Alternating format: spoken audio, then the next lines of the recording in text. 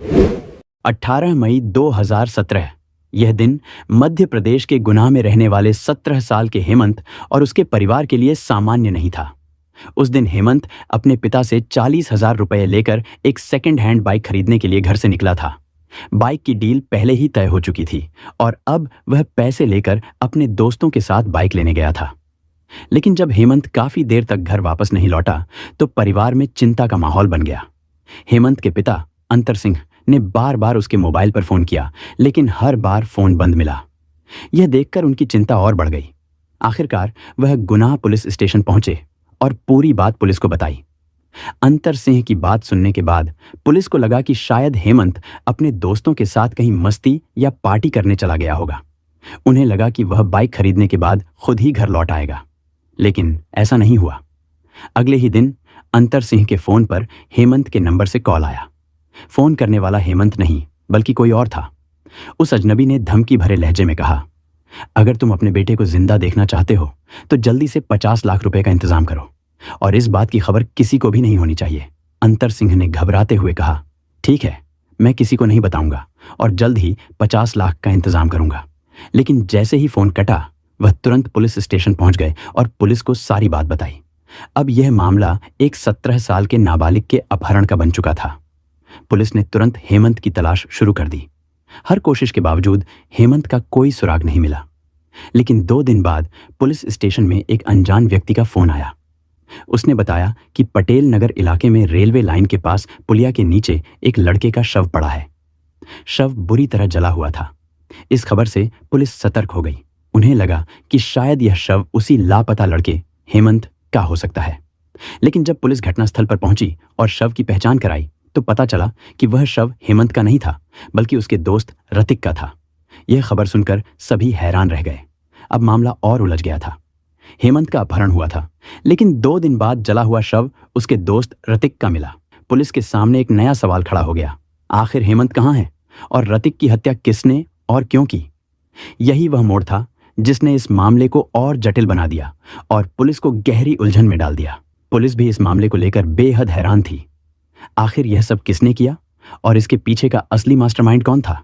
लेकिन जब इस घटना का खुलासा हुआ तो एक नहीं बल्कि 3 हत्याओं का राज सामने आया। यह खुलासा सुनकर पूरे इलाके के लोगों के होश उड़ गए।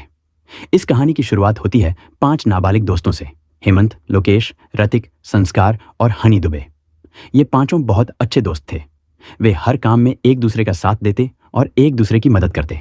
हालांकि हेमंत एक अमीर घराने से ताल्लुक रखता था। उसके पिता अंतर सिंह सिंचाई विभाग में नौकरी करते थे।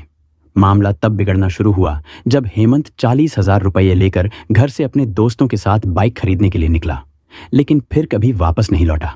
इसके बाद हेमंत के पिता थाने पहुंचे थे और अगले दिन उन्हें 50 लाख रुपए फिरौती के लिए फोन आया। पुलिस ने सबसे पहले उस नंबर की लोकेशन ट्रेस की जिससे फिरौती मांगी गई थी। उस नंबर की लोकेशन गुना से करीब 250 किलोमीटर दूर इंदौर में पाई गई। पुलिस तुरंत इंदौर पहुंची, लेकिन वहां भी उन्हें कोई सफलता नहीं मिली। फोन की लोकेशन एक सुनसान इलाके में पाई गई थी। पुलिस ने आसपास जांच की, लेकिन फोन करने वाले के बारे में कुछ भी पता नहीं चल सका। यह साफ हो गया था कि इस वारदात को अंजाम देने वाला कोई बड़ा मास्टरमाइंड था जो पुलिस को गुमराह करने के लिए यह सब कर रहा था। इधर पुलिस की एक टीम हेमंत की तस्वीर लेकर इलाके में लोगों से पूछताछ कर रही थी। वे जहां तहां जाकर हेमंत के बारे में जानकारी जुटाने की कोशिश कर रहे थे, लेकिन उसका कोई सुराग नहीं मिल रहा था। कई दिन इसी तरह बीत गए। आखिरकार पुलिस ने हेमंत के पिता अंतर सिंह से और जानकारी लेने का फैसला किया। अंतर सिंह ने पुलिस को बताया कि 18 मई को हेमंत आखिरी बार अपने दोस्तों के साथ बाइक खरीदने गया था। उन्होंने हेमंत के 4 दोस्तों लोकेश, रतिक, संस्कार और हनी दुबे के बारे में भी जानकारी दी। इस बीच पुलिस को यह भी पता चला कि हेमंत अक्सर हनी दुबे की मां पूनम दुबे के घर आया जाया करता था। पूनम दुबे के बारे में जानकारियां चौंकाने वाली थीं। वह कई बार विवादों में रह चुकी थी। लोगों का कहना था कि उसका कई आपराधिक तत्वों से संपर्क था। उसके घर पर अक्सर अनजान लोग आते जाते रहते थे। वहां युवकों की टोली शराब और सिगरेट पीते हुए देखी जाती थी। यहां तक कि वह एक मंदिर की जमीन पर कब्जा करने की कोशिश में भी चर्चा में रही थी। हालांकि वह इसमें सफल नहीं हो पाई थी। अंतर सिंह ने बताया कि उन्होंने हेमंत को पूनम दुबे के घर जाने से मना किया था, लेकिन वह उनकी बात नहीं मानता था। इन बातों का पता चलते ही पुलिस ने सबसे पहले हेमंत के चारों दोस्तों को तलाशने का काम शुरू किया। जांच में पता चला कि उनमें से 3 दोस्त लोकेश, हनी दुबे और संस्कार अपने घरों पर मौजूद थे, लेकिन चौथा दोस्त रतिक घर से लापता था। रतिक के लापता होने की खबर से पुलिस का शक उस पर गहराने लगा। उन्हें लगा कि हो न हो हेमंत के गायब होने के पीछे रतिक का ही हाथ है। अब पुलिस ने हेमंत के साथ साथ रतिक की भी तलाश शुरू कर दी। इसी दौरान पटेल नगर में एक पुलिया के नीचे से पुलिस को रतिक का जला हुआ शव बरामद हुआ। शव पर गले और हाथों पर हथियार से वार किए जाने के निशान थे। शव की तलाशी लेने पर पुलिस को रतिक के पर्स से पाटनपुरा, इंदौर का एक बस टिकट मिला। यह वही जगह थी जहां से हेमंत के मोबाइल से फिरौती के लिए आखिरी कॉल किया गया था। इस सुराग से पुलिस को शक हुआ कि हेमंत के अपहरण में उसके दोस्तों का ही हाथ हो सकता है। इसके बाद पुलिस ने लोकेश, हनी दुबे और संस्कार को थाने बुलाकर पूछताछ की। हालांकि वे तीनों नाबालिग थे, इसलिए उनसे ज्यादा सख्ती से पूछताछ नहीं की जा सकी। उनके खिलाफ अभी तक कोई ठोस सबूत भी नहीं था। पूछताछ के दौरान कुछ खास जानकारी नहीं मिल पाई और पुलिस ने उन्हें छोड़ दिया। जांच जारी ही थी कि 28 मई को अचानक खबर आई कि लोकेश लोधी यानी हेमंत के दूसरे दोस्त की भी हत्या हो गई है। उसका शव नेगमा के जंगलों से बरामद हुआ। लोकेश को भी उसी तरह मारा गया था जैसे अर्तिक को। अब पुलिस के सामने यह साफ हो गया था कि हेमंत के दोस्तों को एक एक करके निशाना बनाया जा रहा था। ऋतिक और लोकेश की हत्या के तरीके से यह अंदेशा और पुख्ता हो गया कि इन घटनाओं को अंजाम देने वाला या तो एक ही शख्स है या फिर मास्टरमाइंड को डर था कि ये दोस्त पकड़े जाने पर पुलिस के सामने कुछ राज न खोल दें। इसलिए पुलिस ने अपनी जांच का दायरा और बढ़ा दिया। एक ओर वे हेमंत की तलाश कर रहे थे तो दूसरी ओर इन सिलसिलेवार हत्याओं के पीछे के मास्टरमाइंड को पकड़ने की कोशिश कर रहे थे। इन सभी घटनाओं और मिले सुरागों के आधार पर अब पुलिस का शक सीधा पूनम दुबे पर जा रहा था। जांच के दौरान कुछ ऐसे तथ्य सामने आए जो पूनम की तरफ ही इशारा कर रहे थे। बिना समय गंवाए पुलिस ने पूनम दुबे के घर पर छापा मारा और उसे गिरफ्तार करके थाने ले आई। लेकिन हैरानी की बात यह थी कि जैसे ही पूनम दुबे को थाने लाया गया, उसके बचाव में कई लोगों के फोन आने लगे। यह घटना पुलिस के शक को और भी गहरा कर गई। अब पुलिस ने पूनम के साथ साथ उसके बेटे हनी दुबे और हेमंत के अन्य दोस्त संस्कार को भी गिरफ्तार कर लिया। इस बार उनसे सख्ती से पूछताछ की गई। पूछताछ के दौरान एक ऐसी चौंकाने वाली कहानी सामने आई जिसने हर किसी को हैरान कर दिया। पता चला कि पूनम दुबे शुरू से ही लालची और पैसे की भूखी महिला थी। उसे लग्जरी जिंदगी जीने का शौक था और इसके लिए वह किसी भी हद तक जा सकती थी। धीरे धीरे पूनम ने गलत रास्ता अपनाना शुरू कर दिया। उसके घर पर अनजान लोगों का आना जाना आम हो गया था। सब कुछ ठीक चल रहा था, लेकिन समस्या तब शुरू हुई जब पूनम के बेटे हनी दुबे की दोस्ती हेमंत मीणा से हुई। हेमंत पूनम के घर भी आने जाने लगा। जब पूनम को पता चला कि हेमंत के पिता सिंचाई विभाग में नौकरी करते हैं और उनका परिवार काफी अमीर है, तो उसने हेमंत को अपने जाल में फंसाना शुरू कर दिया। हनी दुबे जब घर पर नहीं होता था, तब भी हेमंत पूनम के घर आने लगा। पूनम ने हेमंत से उसके घर से गहने और पैसे लाने के लिए कहा। एक बार उसने हेमंत की मां के झुमके भी राकेश सोनी नाम के एक ज्वेलर के पास 25,000 रुपए में गिरवी रख दिए। पूनम और हेमंत के बीच अवैध संबंध धीरे धीरे बढ़ते गए, लेकिन यह रिश्ता ज्यादा दिनों तक छिप नहीं सका। एक दिन हनी दुबे को अपनी मां और हेमंत के इस रिश्ते के बारे में पता चल गया। यह बात जानने के बाद हनी दुबे के मन में हेमंत के लिए गहरी नफरत पैदा हो गई। उसी दिन हनी ने मन ही मन फैसला कर लिया कि वह हेमंत को खत्म कर देगा। यह नफरत और बदले की आग इस कहानी को और भी भयावह मोड़ पर ले जाने वाली थी। हनी दुबे अपने इरादों को अंजाम देने के लिए सही मौके की तलाश में था। आखिरकार वह मौका उसे तब मिला जब हेमंत अपने घर से 40,000 रुपए लेकर हनी दुबे के साथ सेकंड हैंड बाइक खरीदने निकला।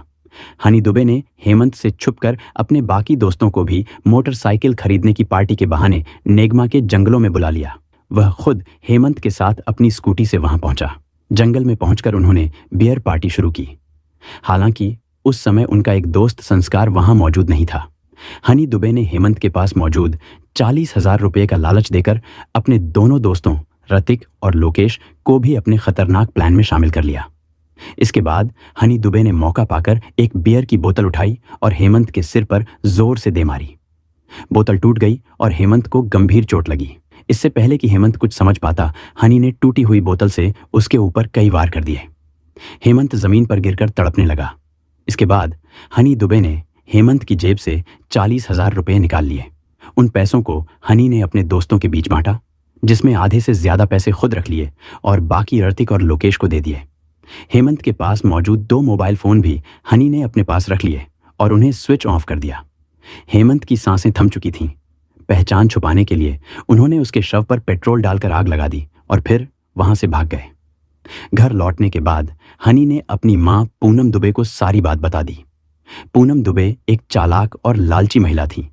उसने अपने बेटे के अपराध को छुपाने के लिए एक खतरनाक षड्यंत्र रचा। उसने ऋतिक को हेमंत का मोबाइल लेकर इंदौर जाने और हेमंत के पिता को फोन करके 50 लाख रुपए की फिरौती मांगने को कहा।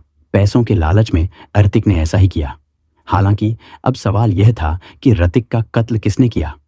जब इस बारे में पूनम से पूछा गया तो उसने बताया कि इंदौर से लौटने के बाद ऋतिक और लोकेश उसे ब्लैकमेल करने लगे थे।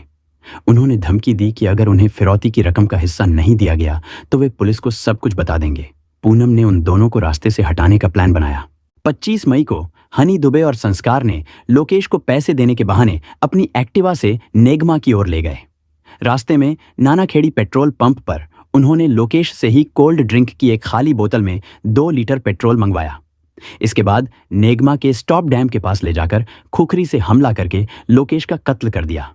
जैसे जैसे यह केस आगे बढ़ा, कहानी और भी खौफनाक होती चली गई। हनी दुबे और संस्कार ने एक खतरनाक योजना बनाई। उन्होंने ऋतिक को पैसे देने का लालच देकर अपने साथ चलने को कहा। एक्टिवा पर उसे नानाखेड़ी पेट्रोल पंप पर भेजा और उसी से 2 लीटर पेट्रोल मंगवाया। इसके बाद वे ऋतिक को लेकर पटेल नगर की पुलिया के नीचे पहुंचे। हनी दुबे और संस्कार ने ऋतिक को धोखे से पकड़ लिया।